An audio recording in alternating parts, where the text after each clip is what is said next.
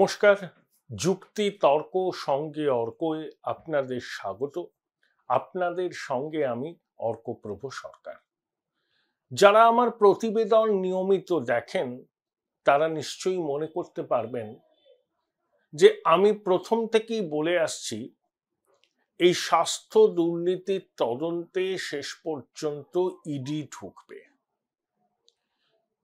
কারণ হতভাগিনীর খুন এটাকে একটা বিচ্ছিন্ন ঘটনা বলে দেখা ঠিক হবে না। এই হতভাগিনী কার্যত হুইসেল ব্লোয়ার হতে চেয়েছিল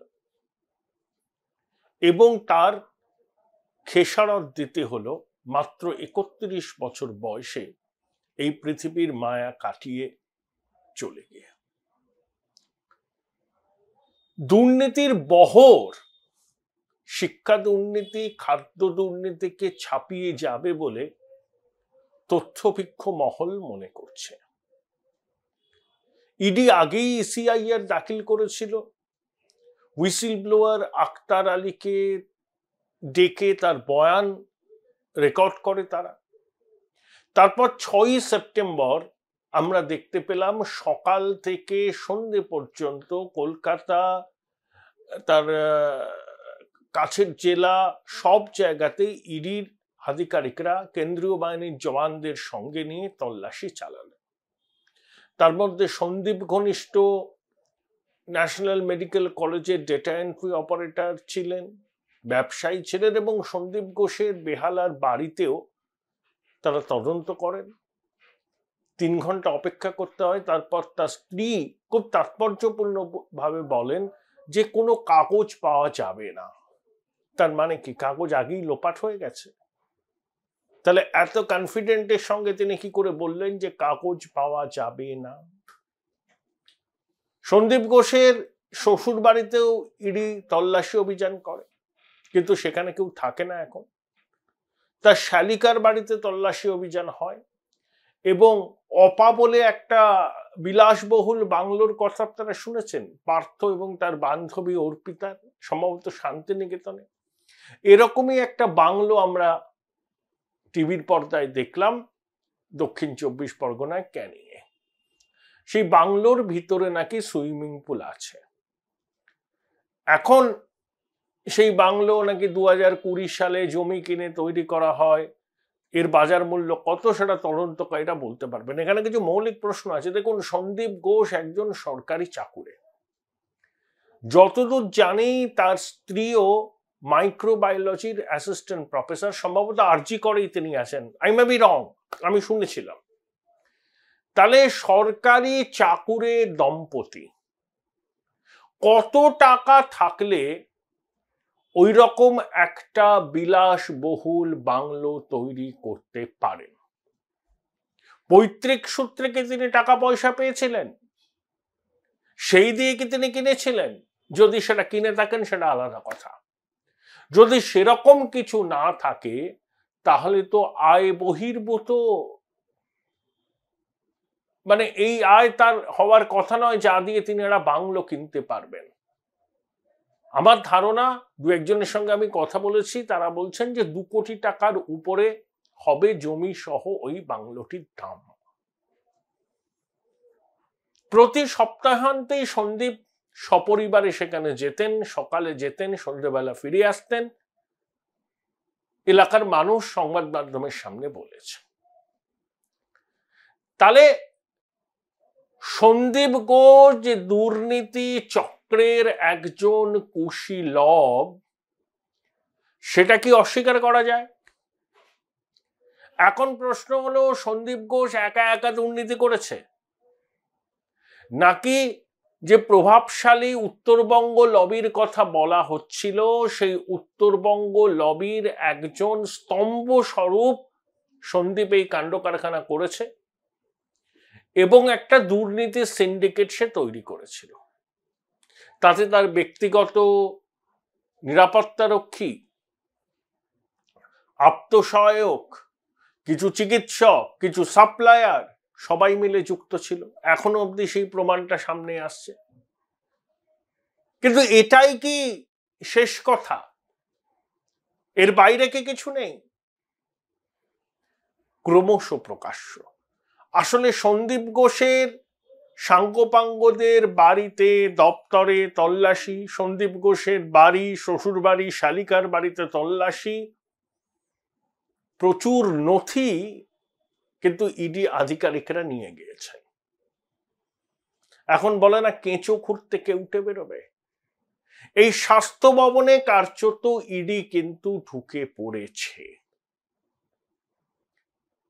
এরপর তারা কি পদক্ষেপ নেবে, এটাই তো প্রশ্ন।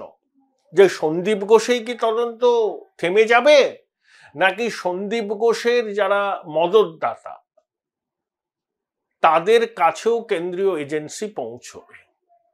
তাতে উত্তরবঙ্গ লবির চিকিৎসক, স্বাস্থ্য ভবনের কর্তা এবং সারা জীবন যিনি সরকারি চাকরি করেননি, যিনি ভালো গিটার বাজান, যিনি নাকি বলেন ও তো স্বাস্থ্যটা বোঝে না, আমি যেভাবে বলি সেভাবেই ও চলে, বুঝতে বাকি আছে কাকে লক্ষ্য করে গিটার বাদক এই কথাগুলো বলছেন?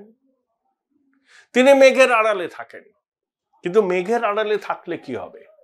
ট্রান্সফার, পোস্টিং, পদোন্নতি, পরীক্ষায় টোকাটুকি সবকিছু তার, এবং তিনি যে অনুচর বৃন্দ তৈরি করেছেন, একটা পিরামিড স্ট্রাকচার, সবার মাথার উপরে তিনি, তারপর ধাপে ধাপে ধাপে ধাপে আমচা চামচা বেলচারা, এবং ওই তলার থেকে টাকা উঠত, সবাই ভাগ পেত, মেঘনাদও পেতেন।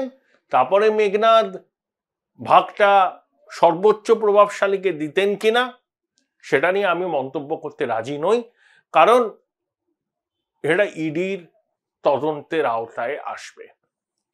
আমার প্রশ্ন হলো, যারা বলছেন উই ওয়ান্ট জাস্টিস, নিশ্চয়ই এই হতভাগিনীর ধর্ষণ ও খুনের ঘটনার বিচার তো আমরা প্রত্যেকে চাই, কিন্তু সেখানে যদি আমরা থেমে থাকি তাহলে কিন্তু দুর্নীতির বিষবৃক্ষকে আমরা ওপরাতে পারবো না। কিছুদিন হইচই হবে, ধামাচাপা পড়বে, তারপর আবার গর্তের ভিতর থেকে এই কেউটে সাপগুলো বেরিয়ে এসে আবার আমাদের দংশন করতে শুরু করবে। সুতরাং শেষ দেখতে হবে, এবং তার জন্য তদন্তকারী সংস্থার কাজকর্মের প্রতি পশ্চিমবঙ্গের মানুষের নজরদারি থাকাটা ভীষণ প্রয়োজন। এই হতভাগিনী কিন্তু দুর্নীতির পর্দাফাঁস করতে চেয়েছিল, সে যাতে না পারে হয়তো সেই জন্যই তাকে পৃথিবী থেকে সরিয়ে দেওয়া হলো। সঞ্জয় রায় কি একমাত্র অপরাধী, নাকি তার সঙ্গে আরো অনেকে ছিল, এটা সিবিআই কে বলতে হবে। বিভিন্ন সংবাদ মাধ্যমের সূত্রকে উদ্ধৃত করে অনেকে বলছেন না না সঞ্জয় রায় একা করেছে, সেটাই নাকি হয়েছে, গণধর্ষণের প্রমাণ নেই। সিবিআই যতক্ষণ না সুপ্রিম কোর্টে তাদের তদন্তের অগ্রগতি সম্পর্কে জানাবে ততদিন পর্যন্ত দোহাই এই স্পেকুলেট করবেন না। গণধর্ষণ হয়েছে না গণধর্ষণ হয়নি, সঞ্জয় একাই কি অপরাধী নাকি আরো অন্য অপরাধীরা ছিল, সেটা সিবিআই কে তদন্ত করে বার করতে হবে, এবং তারা যে দাবি করুক না কেন তার সপক্ষে আদালতে তথ্য প্রমাণ পেশ করতে হবে, এবং আদালত গ্রাহ্য প্রমাণ পেশ করতে হবে।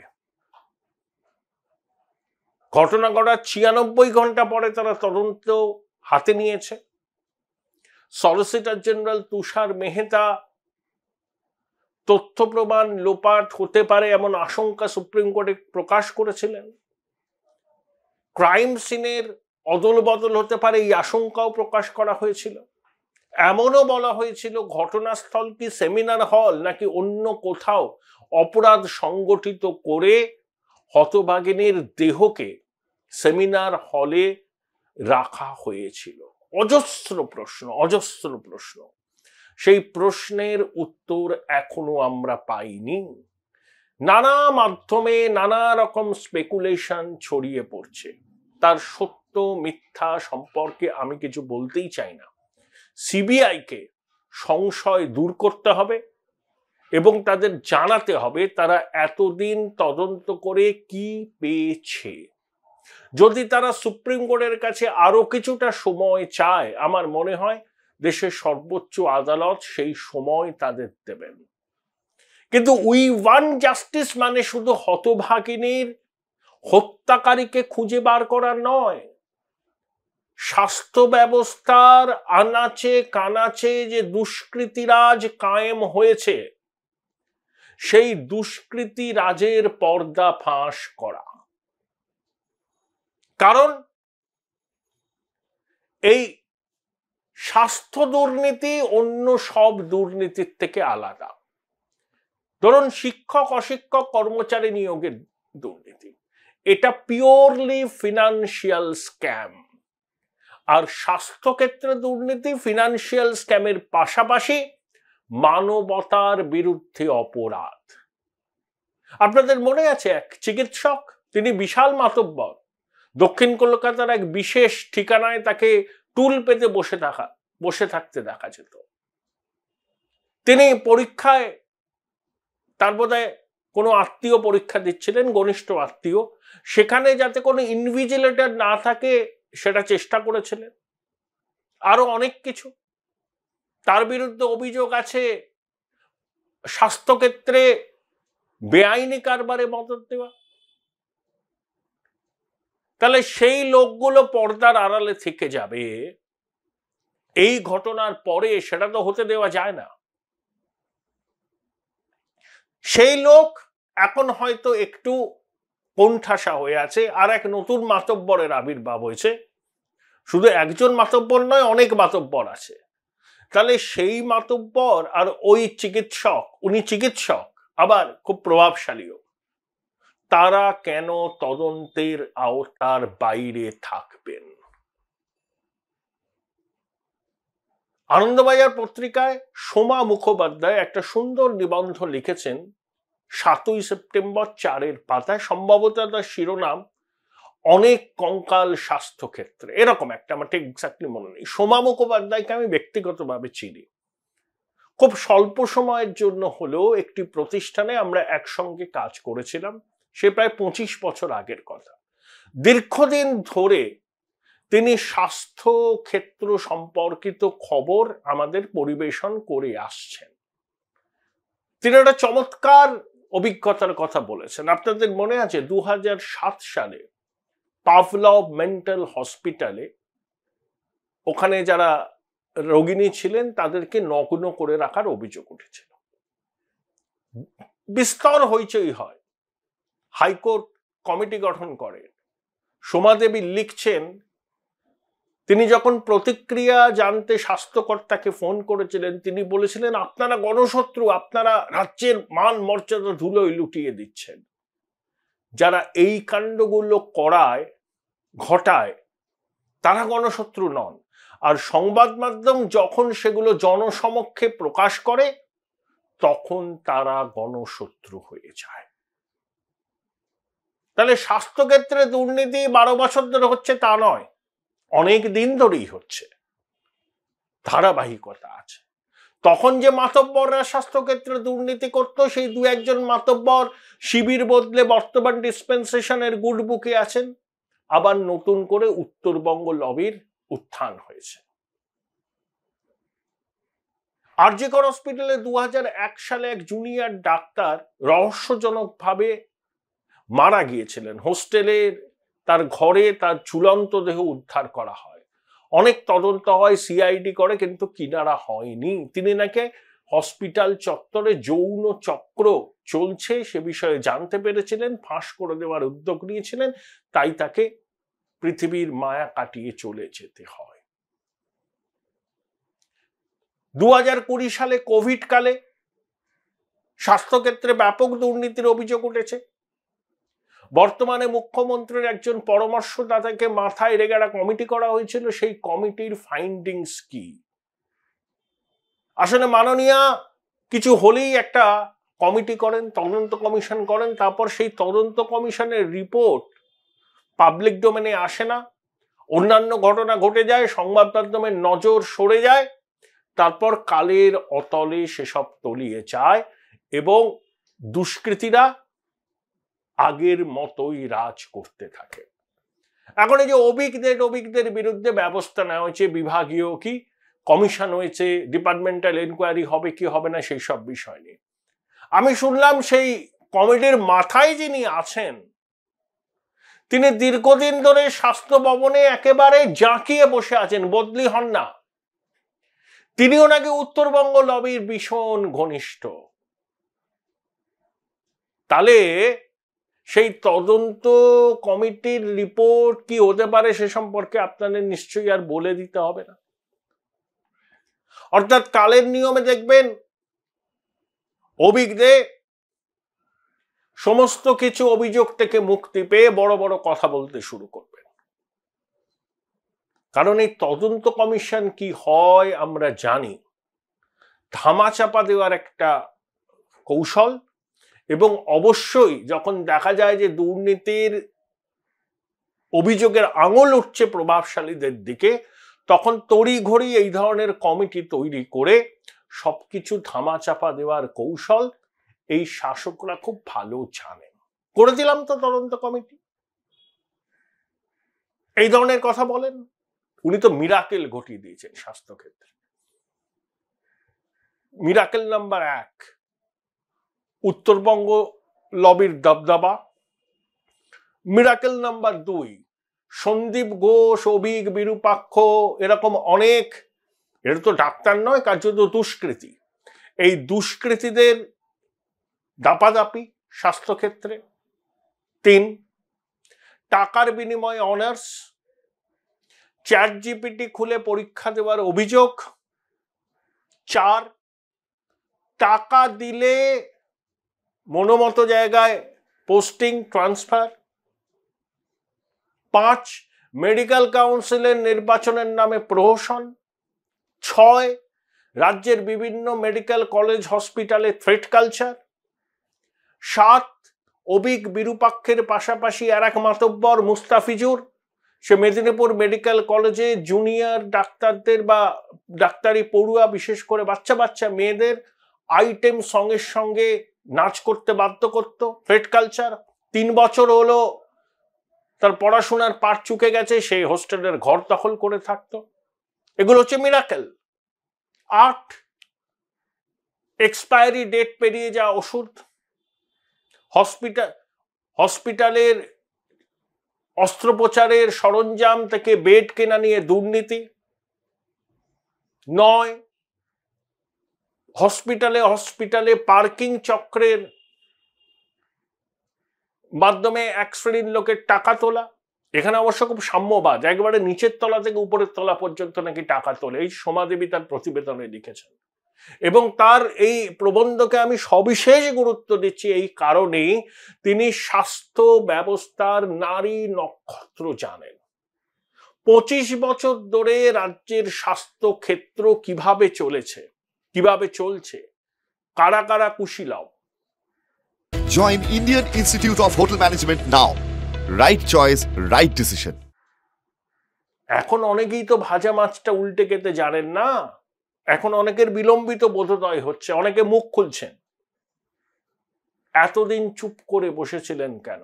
রবীন্দ্রনাথের কথাটা ভুলে গেছেন? অন্যায় যে করে আর অন্যায় যে সহে, তবু ঘৃণা যেন তারে তৃণ সম দহে। যারা সবকিছু জেনে চুপ করেছিলেন নিজেদের কায়েমি স্বার্থকে সুরক্ষিত রাখার জন্য, তারাও একই রকম অপরাধী। আমি বারবার করে বলছি, আপনারা নিশ্চয়ই আমার সঙ্গে সহমত হবেন এই বিষয়টায়। স্বাস্থ্যক্ষেত্রে দুর্নীতি হচ্ছে মানবতার বিরুদ্ধে অপরাধ। কারণ এই ডাক্তাররা 11 কোটি রাজ্যবাসীর স্বাস্থ্য পরিষেবা সুনিশ্চিত করবে। তাদের মধ্যে যদি এমন ডাক্তার বেরোয় যার বিষয় সম্পর্কে জ্ঞান নেই, যিনি টুকে পাস করেছেন, যিনি টাকা দিয়ে অনার্স পেয়েছেন, সেই সমস্ত ডাক্তাররা যদি গলায় স্টেথোস্কোপ ঝুলিয়ে হসপিটাল নার্সিংহোমের করিডোরে দীপ্ত পদচারণা করেন, তাদেরকে কি আপনারা ডাক্তার বলবেন? তাদের হাতে আপনাদের জীবন কি নিরাপদ? স্বাস্থ্যক্ষেত্রে যেটা হয়েছে সেটা হচ্ছে মানবতার বিরুদ্ধে অপরাধ। আপনি ভাবতে পারেন এক্সপায়ারি ডেট পেরিয়ে যাওয়া ওষুধকে চালিয়ে দেওয়া হচ্ছে। কোন পর্যায়ের দুষ্কৃতি হলে, কোন পর্যায়ের অপরাধী মানসিকতা থাকলে মানুষদের, তারা স্বাস্থ্যক্ষেত্রে এই দুর্নীতি করতে পারে? সব এখন ঘাপটি মেরে বসে আছে। এখন একটা ঝড় উঠেছে তো দেখবেন, মরুভূমিতে ঝড় উঠলে বালিতে মুখ গুজে থাকে। এরা এখন বালিতে মুখ গুজে আছে, গর্তে ঢুকে আছে। একটু পরিস্থিতি শুধরোলে, একটু অনুকূলে আসলে দেখবেন সব গর্ত থেকে বেরোচ্ছে এবং চারদিকে তারা বিষাক্ত নিঃশ্বাস ফেলতে শুরু করবে। এই শত্রুদের চিনতে হবে আমাদের, এদের কোনো ক্ষমা নেই। যারা মানবতার বিরুদ্ধে অপরাধ করে তাদেরকে ক্ষমা নেই। চারিদিকে এইসব নাগিনীরা বিষাক্ত নিঃশ্বাস ফেলছে এবং তাদের বিষাক্ত নিঃশ্বাসে ক্ষতিগ্রস্ত হচ্ছে সাধারণ মানুষের জীবন। কি মিষ্টি মিষ্টি সব বাণী কথা উত্তরবঙ্গ লবির এক মাতব্বরের, তিনি কিচ্ছু জানেন না, ভাজা মাছটি উল্টে খেতে জানেন না। কিভাবে মেডিকেল কাউন্সিলের নির্বাচন হয়েছিল সবাই জানেন। আর ওই গিটার বাদক যিনি নাটের গুরু, দুর্নীতির পিরামিডের সর্বোচ্চ স্তরে যিনি বসে আছেন, তার অঙ্গুলি হেলনেই সবকিছু চলে। তিনি আবার তার টিম সাজিয়েছেন, চুরি করার টিম, যে পাবলিক মানে কিভাবে আত্মসাৎ করতে হয়, কিভাবে ফুলে ফেপে ওঠা যায়, কিভাবে ভুয়ো ডাক্তার তৈরি করা যায়, সবকিছু ওই গিটার বাদকের মস্তিষ্ক প্রসূত। তিনি মেঘের আড়ালে লুকিয়ে থেকে ভাবছেন পার পাবেন। ইডির উচিত সবাইকে তলব করা, জিজ্ঞাসাবাদ করা, প্রয়োজনে হেফাজতে নিয়ে জিজ্ঞাসাবাদ করা। কারণ শুদ্ধিকরণের একটা সুবর্ণ সুযোগ আমাদের হাতে এসছে, সেটাকে হেলায় নষ্ট করা যাবে না। যে সমস্ত ছাত্র ছাত্রী জুনিয়র ডাক্তার আন্দোলন করছেন এবং সাধারণ মানুষ যেভাবে তাদের এই আন্দোলনকে সমর্থন করছেন, একজন সহনাগরিক হিসাবে এইটুকু বলতে পারি, হতভাগিনীর বিচার তো অবশ্যই চাই, কিন্তু ওখানে থেমে থাকলে চলবে না। বিষ বৃক্ষটাকে উপড়ে ফেলে দিতে হবে। স্বাস্থ্য ক্ষেত্রে যা দুর্নীতি হয়েছে সমস্ত রেকর্ড ছাপিয়ে যাবে বলে মহল মনে করছে। দীর্ঘদিন ধরে চলছে। বাম জমানায় দুর্নীতি হয়নি কেউ বলছে না, বামেরা কোনো কালে ধোয়া তুলসী পাতা ছিল না। হয়তো কিছুটা রাগ ঢাক ছিল, এখন সেই রাগ ঢাকটা উঠে গেছে। বামেদের সময় এরকম উত্তরবঙ্গ লবির বলচাল ছিল না, এই যেমন এসছে বলচাল, এবং তারাই কলমে পুরোটা নিয়ন্ত্রণ করেন। সোমাদেবী লিখেছেন তার নিবন্ধে যে ও তো স্বাস্থ্যটা বোঝে না, আমি যা বলি সেভাবেই চলে। অর্থাৎ প্রভাবশালী হচ্ছেন ভক্ত রামপ্রসাদ, আর ওই গিটার বাদক হচ্ছেন ইচ্ছাময়ী তারা। তাহলে ইচ্ছাময়ী তারা রূপী ওই গিটার বাদক, তার অনুগত, তার ভক্ত প্রভাবশালীকে যা বলেন তাই করেন, তিনি তখন ভক্ত রামপ্রসাদ হয়ে যান। কি চমৎকার যুগলবন্দি, ভাবুন দেখি। কিন্তু তিনি সবসময় মেঘের আড়ালে থাকেন। তার টিকিট ছোঁয়াটা একটু মুশকিল। কিন্তু ওই যে উত্তরবঙ্গ লবির যে সমস্ত চিকিৎসক সরকারি স্বাস্থ্য পরিষেবার সঙ্গে যুক্ত, তাদেরকে তলব করলে পরেই তারা কিন্তু মুখ খুলতে বাধ্য হবেন। তাদেরকে উত্তরবঙ্গে, কেউ এখানে, কেউ কলকাতায়, সব হসপিটাল মেডিকেল কলেজেই উত্তরবঙ্গ লবির লোকজন আছে। তারাই থ্রেড কালচার চালু করেছে, তারাই ট্রান্সফার পোস্টিং নিয়ে টাকার খেলা শুরু করেছে। সোমা দেবী তার নিবন্ধে লিখছেন, শুনে আমি চমকে গেলাম, যে মেডিকেল কাউন্সিলে ধরুন আপনার মনে হয়েছে যে আপনি ভুল চিকিৎসা পেয়েছেন, আপনি অভিযোগ করলেন। সোমা দেবী দাবি করেছেন তার নিবন্ধে, মেডিকেল কাউন্সিল তখন যিনি অভিযোগ করেছেন তাকে ডাকলো, আবার যে ডাক্তারের বিরুদ্ধে অভিযোগ তাকেও ডাকলো আলাদাভাবে। ডাক্তার যদি টাকা দিতে রাজি হন, তাহলে যিনি অভিযোগ তুলছেন তার অভিযোগের মান্যতাই থাকবে না, ফুৎকারে উড়িয়ে দেওয়া হবে। তাহলে মেডিকেল কাউন্সিলের নামে কি হয় জানেন? এই মেডিকেল কাউন্সিল আদালতের উচিত, সুপ্রিম কোর্টের উচিত, যদি তারা স্বাস্থ্য ব্যবস্থার খোলনলচে বদলাতে চান, সর্বোচ্চ আদালতের উপর আমাদের ভরসা আছে, এই মেডিকেল কাউন্সিলের নামে যে কাণ্ড কারখানা চালায় কিছু লোক, এই মেডিকেল কাউন্সিল ভেঙে দিয়ে নতুন করে সুপ্রিম কোর্টের নজরদারিতে নির্বাচন করা হোক। 2, সুপ্রিম কোর্ট নির্দেশ দিক, সমস্ত সরকারি মেডিকেল কলেজ এবং হসপিটালে সিআইএসএফ মোতায়েন করতে হবে। যদি সেটা সম্ভব না হয়, এক্স সার্ভিসম্যানদের নিরাপত্তার দায়িত্বে রাখতে হবে। ডাক্তার, চিকিৎসা কর্মীদের সুরক্ষার জন্য রাজ্যের সরকার, স্বাস্থ্য মন্ত্রক কি ব্যবস্থা নিয়েছে?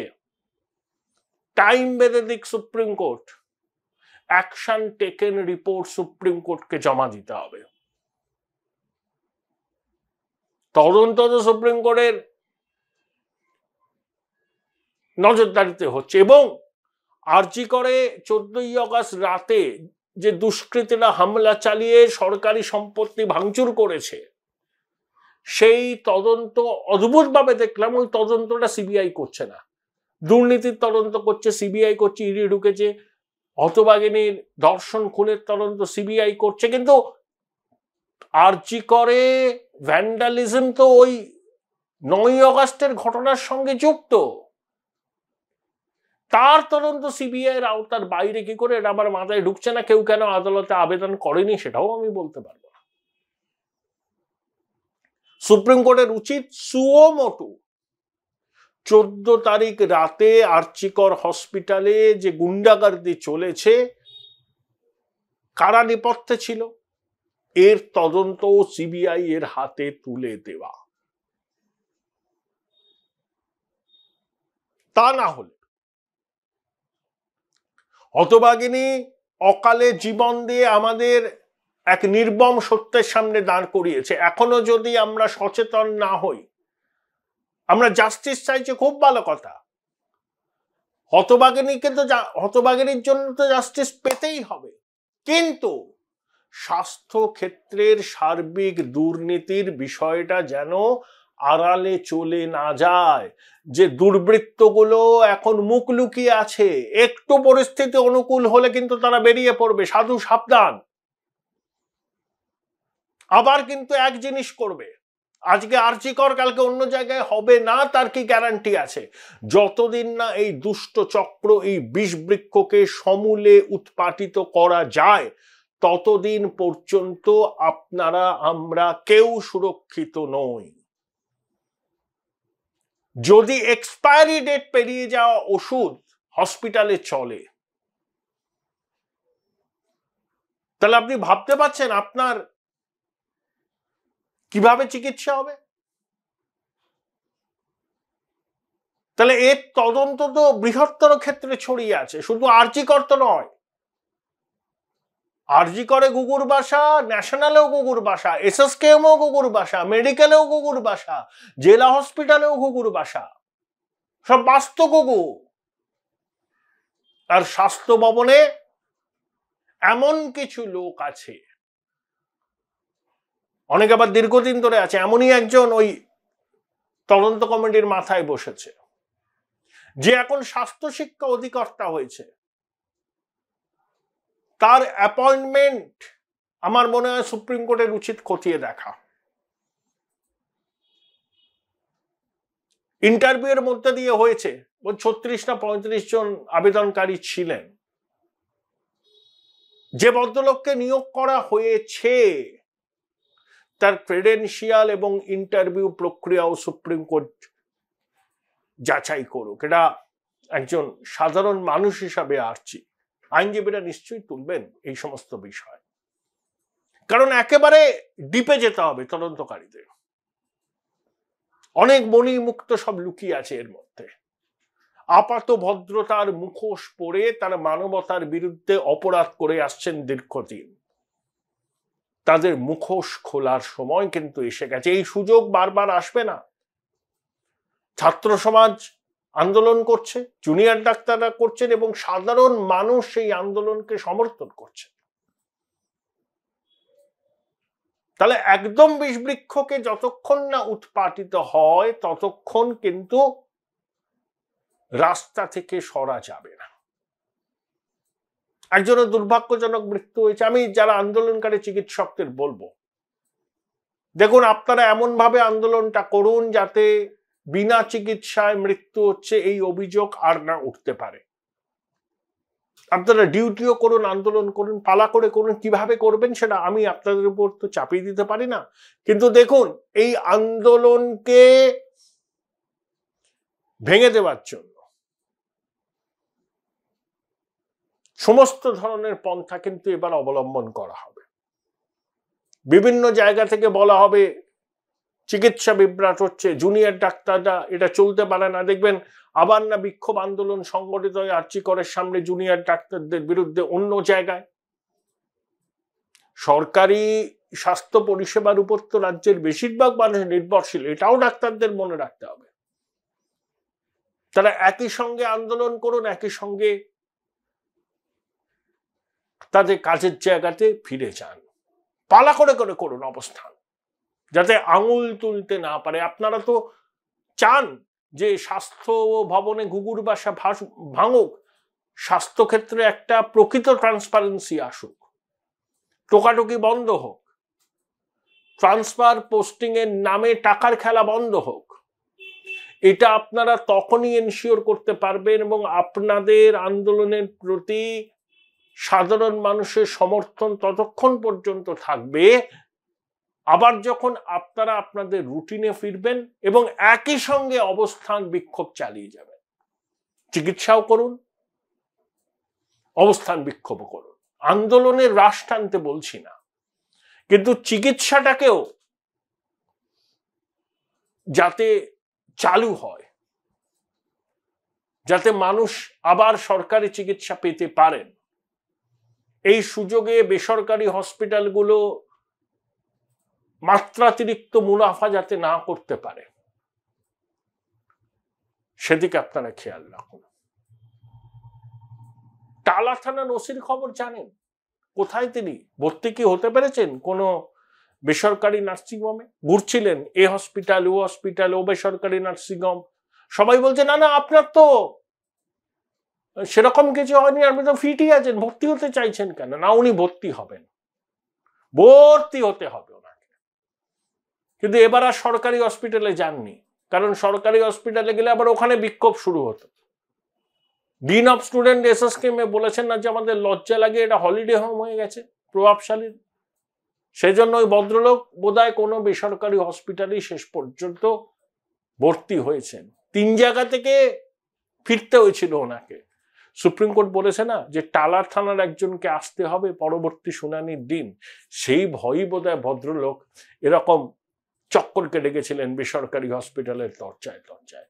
শেষ পর্যন্ত তিনি কোথায় ভর্তি হয়েছেন বা আদৌ ভর্তি হয়েছেন কিনা সেটা আমার জানা নেই, কিন্তু তার এই হঠাৎ করে বেসরকারি নার্সিংহোমে ভর্তি হতে চাওয়ার এই আগ্রহ মানুষের কাছে সব প্রশ্নের উত্তর দিয়ে দিয়েছে। মানুষকে যারা বোকা ভাবেন তাদের থেকে মহামূর্খ আর কেউ হয় না।